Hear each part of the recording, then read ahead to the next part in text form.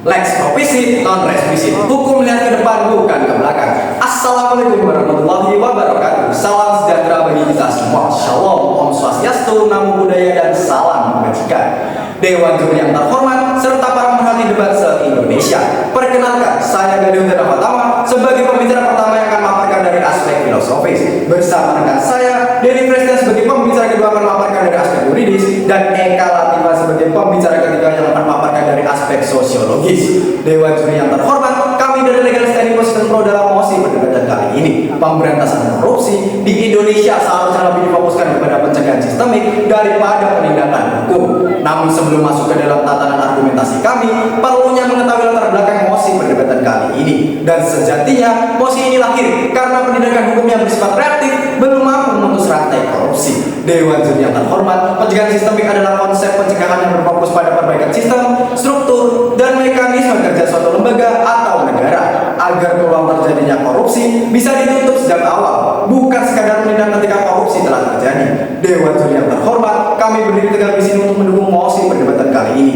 karena secara filosofis dalam pembukaan Undang-Undang Dasar Negara Republik Indonesia tahun 1945 alinea keempat, yakni untuk melindungi segenap bangsa Indonesia, seluruh tumpah darah Indonesia, dan memajukan kesejahteraan umum. Artinya, pencegahan sistemik adalah cara negara memenuhi amanah dengan memperbaiki sistem, bukan sekedar menghukum pelaku setelah rakyat terlanjur dirugikan. Selanjutnya, Dewan Juri yang terhormat, pasal 28H ayat 1 Undang-Undang Dasar Negara Republik Indonesia tahun 1945 menegaskan bahwa setiap orang berhak hidup sejahtera lahir dan batin, bertempat tinggal, dan mendapatkan lingkungan hidup yang baik serta sehat. Faktanya, korupsi adalah musuh langsung kesejahteraan. Ia merampas hak rakyat, merusak layanan publik, dan menggerogoti distribusi anggaran. Tidak ada kesejahteraan yang bisa tegak bila korupsi dibiarkan menjadi budaya. Selain itu, Dewan Juri yang terhormat, sila kelima dari Pancasila menegaskan bahwa keadilan sosial bagi seluruh rakyat Indonesia. Tetapi korupsi justru menciptakan ketidakadilan sistematis, pelayanan buruk, anggaran bocor, aparat tidak bersih, dan kepercayaan publik runtuh. Jadi selama sistem masih buka ruang bagi korupsi, keadilan sosial hanya akan menjadi slogan, bukan kenyataan. Dewan Juri yang terhormat, selama ini kita sibuk menebang batang yang busuk, sementara akar korupsi terus merusak fondasi negara. Karena itu, Dewan Juri yang terhormat, pencegahan sistemik adalah keharusan yang mutlak, sebab korupsi bukan hanya persoalan hukum, tetapi masalah multidimensi yang merusak seluruh sendi kehidupan bangsa. Maka sudah sepatutnya Dewan Juri yang terhormat, arif dan bijaksana bisa bersama-sama mendukung mosi perdebatan kita kali ini. Dan selanjutnya, posisi Legal Standing Position Pro kami akan diperkuat oleh rekan kami dengan menyampaikan argumentasi dari sisi yuridis dan sosiologis. Justisia dipere hipotes, sendung quam per rebit. Keadilan mungkin tertunda, tetapi tidak akan pernah hilang. Dewan Juri yang terhormat, sebelumnya pembicara pertama tim kami telah mengupas mosi kali ini dari segi filosofis.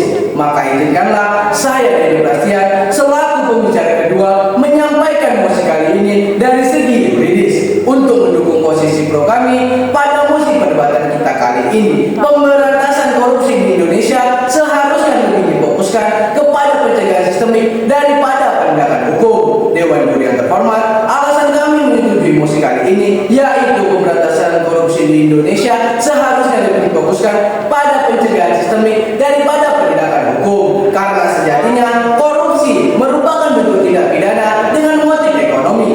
Artinya, pelaku akan berusaha mendapatkan harta atau kekayaan sebanyak-banyaknya dengan cara yang ilegal.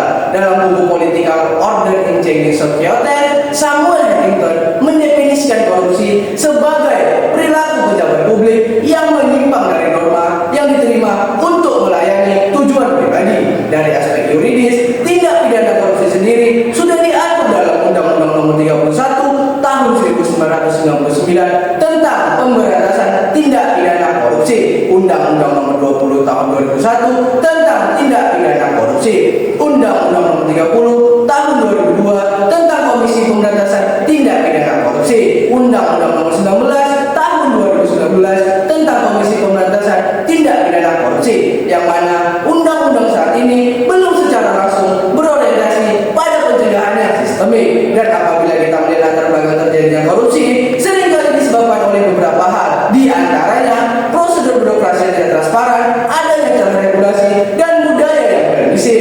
Masalah-masalah ini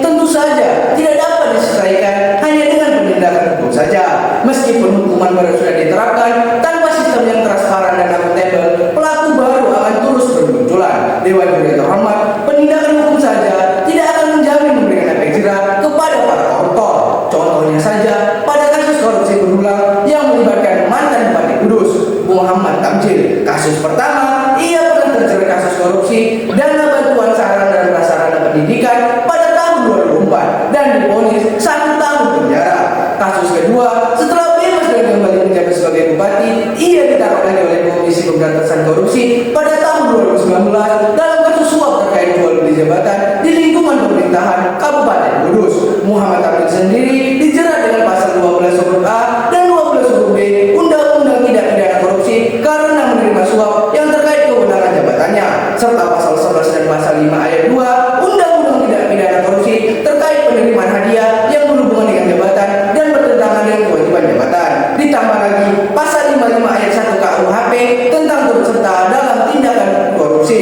Dewan Juri yang terhormat, bisa dilihat jika hanya dengan penindakan hukum saja tidak akan mudah memberikan efek jerah kepada para koruptor. Dewan Juri yang terhormat, tindak pidana korupsi bisa terjadi karena adanya celah untuk para koruptor melakukan aksinya. Menurut Robert Regan, korupsi merupakan keniscayaan sistemik ketika suatu sistem kerja diliputi diskresi yang tidak terkontrol, monopoli kewenangan tanpa pengawasan, dan akuntabilitas yang minim.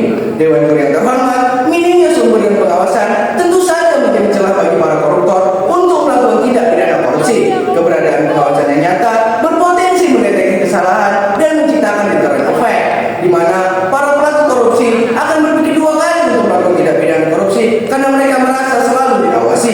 Sistem pengawasan yang baik akan menutup celah-celah yang bisa dimanfaatkan para koruptor untuk melakukan praktek korupsi.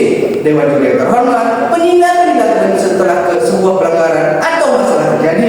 Karena itu sifatnya selalu reaktif, hanya merespon kejadian yang sudah berlangsung. Langkah ini tidak selalu mampu menghilangkan akar permasalahan sehingga masalah yang sama bisa muncul kembali. Sebaliknya, pencegahan dilakukan sebelum masalah itu terjadi. Langkah ini bersifat proaktif karena berusaha menutup celah, mengurangi risiko, serta membangun sistem yang dapat mencegah pelanggaran sejak awal.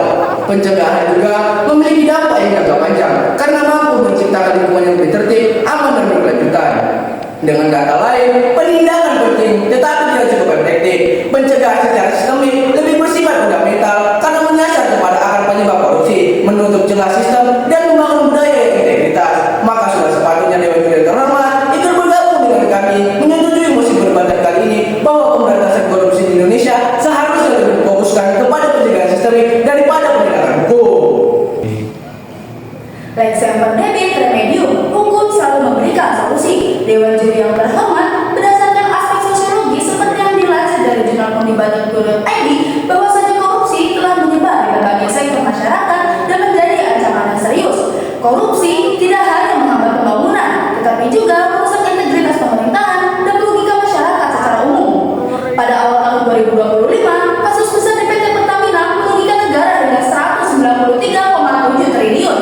Dewan Juri yang terhormat, kasus ini mencerminkan bahwasanya korupsi masih jadi masalah serius yang terus terjadi. Penyebabnya antara lain yaitu manajemen yang buruk, kontrol yang lemah, ketidakterbukaan pengadaan, dan lemahnya pengawasan internal. Seperti yang dilansir dari jurnal bakti.muhata.asia.id, ada banyak penyebab korupsi. Salah satunya adalah manajemen yang buruk dan kontrol yang lemah dalam penyelenggaraan negara, termasuk tidak ada transparansi pada pengadaan dan lemahnya pengawasan internal. Sehingga Dewan Juri yang terhormat, untuk mengatasi masalah ini diperlukan adanya transparansi dan pengawasan yang ketat di semua tahap pengelolaan anggaran dengan memanfaatkan teknologi seperti sistem pengadaan online dan platform pelaporan terbuka. Pengawasan internal harus diperkuat dengan peran aktif inspektorat dan penegakan hukum harus adil dan transparan dan didukung dengan pelatihan teknologi forensik bagi para aparat. Pendidikan anti korupsi sejak dini serta pemberdayaan masyarakat dengan perlindungan hukum melalui whistleblowing juga sangat penting. Pencegahan di Indonesia saat ini cenderung dilakukan secara internal oleh atasan suatu lembaga. Hal ini dirasa kurang efektif karena potensi manipulasi dan kepanikan yang terjadi. Oleh karena itu Dewan Juri yang terhormat, penanganan korupsi perlu langkah yang tepat dan sesuai, mengingat sifat korupsi merupakan sebagai kejahatan luar biasa yang dapat merusak tatanan kehidupan bangsa. Keberhasilan pemberantasan korupsi di Denmark tidak terlepas dari peran lembaga independen Ombudsman yang ditunjuk oleh pemerintah dan parlemen untuk memastikan transparansi, akuntabilitas, dan efisiensi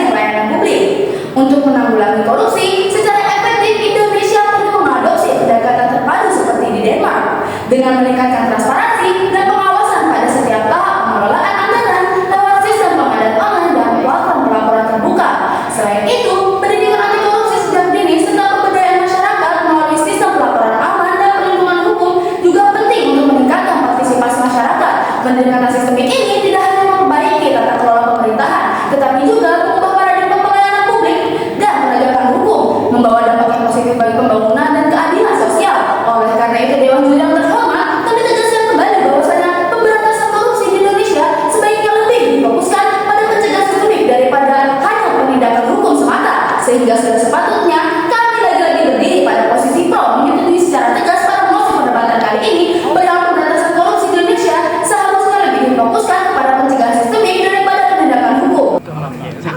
Dewan juri yang terhormat, sampai akhir perdebatan kali ini tim kami telah memaparkan argumen dari pembicara pertama, kedua, dan ketiga. Kami akan memberikan solusi dalam mosi perdebatan kali ini karena pada hakikatnya Dewan juri yang terhormat dalam perdebatan itu harus memunculkan inti atau solusi pada permasalahan sehingga terjadinya implementasi dan keefektifan hukum. Dewan juri yang terhormat, pencegahan sistemik bukan hanya menghukum pelaku, tetapi mencegah praktik korupsi sejak awal, melindungi hak masyarakat, memperkuat kepercayaan publik, membangun budaya transparansi, dan menjamin keadilan sosial bagi seluruh rakyat Indonesia.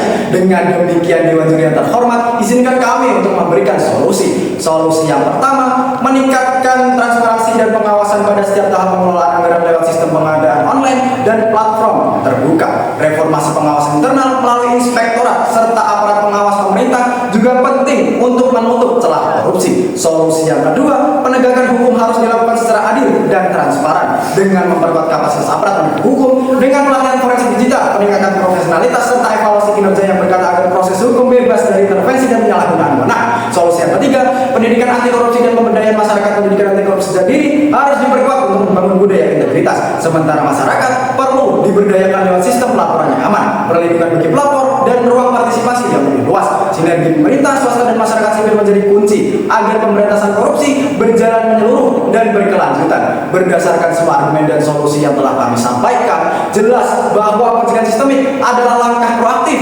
manusiawi, dan berkeadilan. Oleh karena itu, Dewan juri yang terhormat, tim kami mengajak seluruh pemerhati lomba debat untuk berlayar bersama mendukung mosi perdebatan kali ini. Pemberantasan korupsi di Indonesia seharusnya lebih difokuskan kepada pencegahan sistemik daripada penindakan hukum. Sekian, terima kasih. Salam konstitusi. Masuk.